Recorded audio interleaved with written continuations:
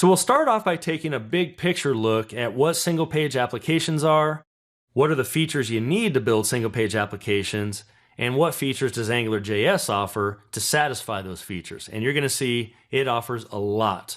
Everything from routing to an MVC type of pattern to data binding, AJAX calls, and much more are built in out of the box.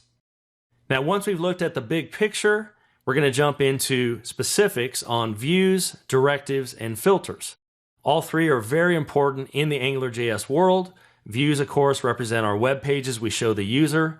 Directives are a really special little feature of AngularJS that drive our HTML and really teach HTML new tricks. And then filters can be used, as you'd probably infer, to filter data, or you can actually use them to format data.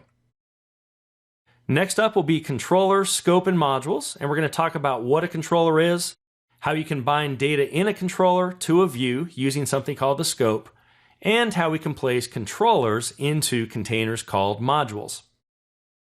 From there, we'll talk about a really important concept in SPAs and AngularJS, and that is routing. I'm going to introduce a special piece of the framework, something called a route provider, that we can use to define different routes that a user might want to navigate to. So for instance, they might, when they click a button, go to the customer's route, or maybe when they click a hyperlink, they go to the orders route. We'll talk about how to configure routes, how to marry up controllers and views, and much more along the way. As you work with AngularJS, you'll find that some of your code might get duplicated in places. Well, services and factories provide a great way to put reusable code into a central area. They're singleton objects, objects that are just created once in memory, and you can reuse them and call them from other components in AngularJS. We can use them for things like business rules, making AJAX calls, maybe you have calculations, and much more. Really anything that's reusable that you want to put in one place. And then finally, we're going to talk about animations. Now, animations certainly aren't required with your AngularJS applications, but they can really add that professional look and feel. We can slide different views in as they load. Maybe as data is filtered, we fade it in or fade it out, and much more. So we're going to talk about CSS transitions, CSS animations, and how we can hook these CSS classes into our different directives.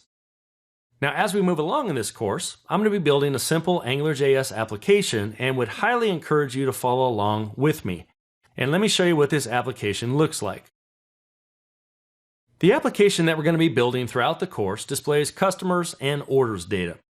Now, as I move along throughout the different modules, I'll build parts of the app. So the app will start out extremely basic, and then we'll add and add and add until we get a finished app like the one you see here. Now we're also going to integrate a little bit of Bootstrap into the mix, which is a CSS responsive framework to make it look a little bit nicer. We'll do that towards the end of the course. But as we click on things, it is interactive. It does actually touch a backend service as well to get the data. So as an example, we can display customers, we have some sorting functionality, and we can even come in and filter. So we have all that functionality. We can drill into orders for a given customer, have some different animations along the way, and we can get all orders, do some dynamic totaling, and even do some filters here as well. So let's go ahead and get started and jump into the first module.